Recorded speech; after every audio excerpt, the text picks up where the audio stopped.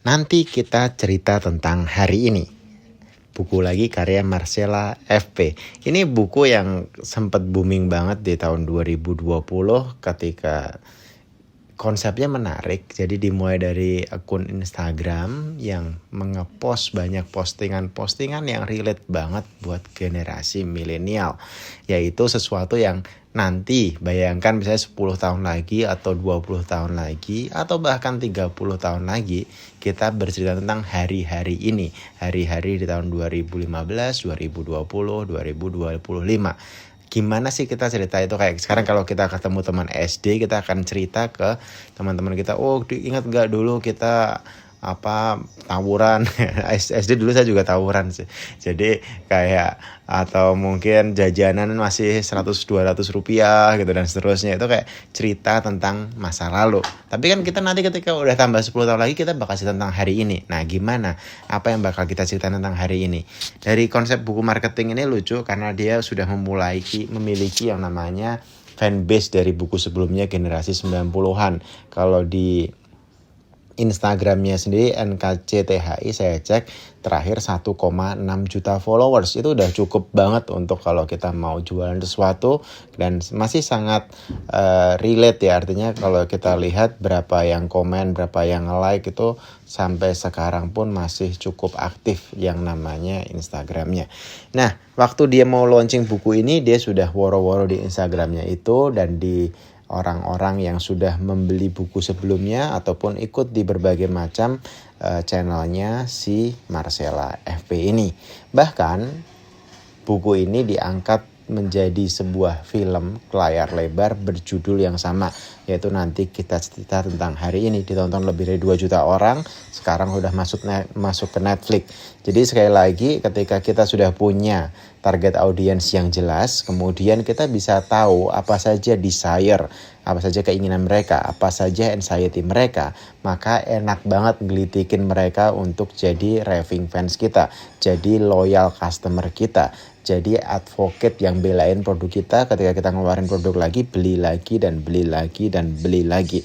Ini kalau kita lihat bukunya, kalau ngomongin kontennya sih sederhana, cuma 1 halaman, cuma 1 kalimat, 2 kalimat yang kira-kira kita kayak ngajarin diri kita di sekarang.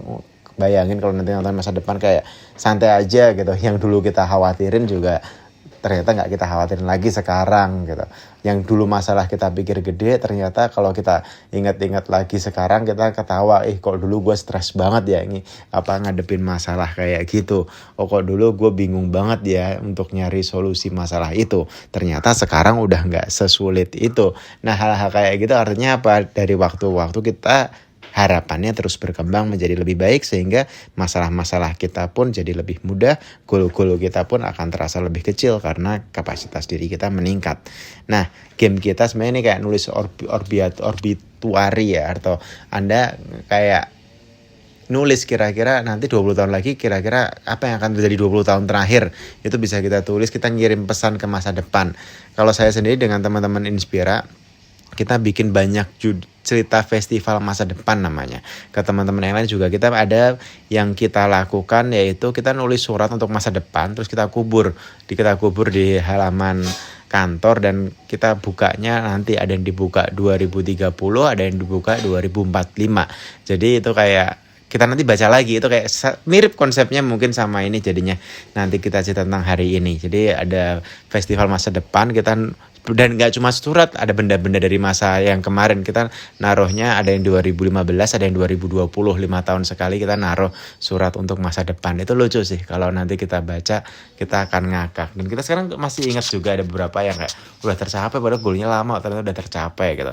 Atau hal-hal yang tidak tercapai juga kita juga kayak jadi tahu karena kita naruh mimpi itu bareng-bareng di kotak kontainer plastik yang kita kasih plastik lagi, kasih trash bag ya, yang buat tempat sampah dan segala macam. Pokoknya di peti yang rapet lah, 10-20 tahun gak akan rusak, kita kubur. Itu yang pertama. Yang kedua, kita juga nulis surat untuk diri kita di masa depan. Ini biasanya kita kayak 3-6 bulan sekali lah maksimal, itu kayak nulis surat, terus kita kumpulin, dan gak tahu surat itu bakal dikirim ke diri kita sendiri kapan. Bisa jadi ada yang dikirim tahun depan, ada yang dikirim 3 tahun lagi. Kayak kemarin saya baru nerima surat yang saya tulis 2 tahun yang lalu. Itu kayak surat dari masa lalu untuk diri kita di masa depan. Ya ini sebenarnya kayak semi-semi time and space on the illusion. Ruang dan waktu hanyalah ilusi. Jadi kalau kita mau ngobrol sama diri kita masa depan, kita bisa nulis surat sekarang, titipin ke temen relasi kita, bilang terserah kamu mau kirim 3 tahun lagi, 5 tahun lagi, 7 tahun lagi, bebas. Itu kayak sebuah cara tersendiri, dan di kantor kita melakukannya. Kita nulis surat untuk diri kita di masa depan, jadi kita akan lucu. Atau kalau mau sederhana, Anda bisa bikin schedule post di Facebook, mungkin di Instagram, bahkan di YouTube, yang schedule postnya tuh kayak 10 tahun lagi, tapi Anda rekamnya sekarang. Itu akan lucu, karena kadang nggak usah 10 tahun lah, 2 tahun lagi, 3 tahun lagi, karena akan lucu sih ngelihat apa yang ada di kepala kita detik ini, saat ini, hari ini, di bulan ini, tahun ini.